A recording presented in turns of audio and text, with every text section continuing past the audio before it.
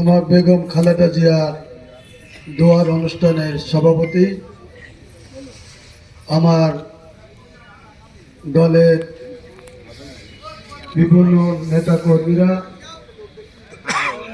আমার সামনে আছেন ঝালডাঙ্গা এলাকাবাসী। মূলত কিন্তু আজকে রাজনীতির বক্তব্য নাই, কারণ এখানে দোয়ার অনুষ্ঠান।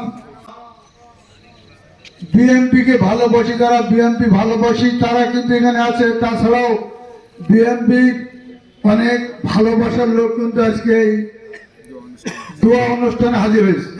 পাপ যে করতে পারে আল্লাহ তার কিন্তু ভালোবাসে।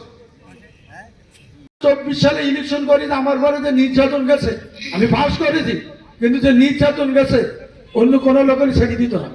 কিন্তু 5 তারিখের পরে কিন্তু আমাদের কারো ক্ষতি হয়নি, যেটা দল করে আমাদের কারো ক্ষতি হয়নি। আমি সব মাফ করে নিয়েছি। আমার যে ক্ষতি করেছি সব দিক থেকে ক্ষতি করেছি, কিন্তু আজকে দেখেন এই দল কর্তৃক একটা সন্ধান হারাইছে। আজকে 16 বছর হয়ে যাচ্ছে, আমরা সকলেই মারা যাব, কিন্তু আমাদের একটা কবরস্থান আছে।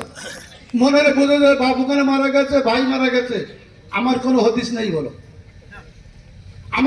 আমার এই সন্তানের কোনো ঠিকানা নাই, বেঁচে আছে না মারা গেছে। আর মারা গেলে কোথায় আছে, কথা বোঝা গেছে। এই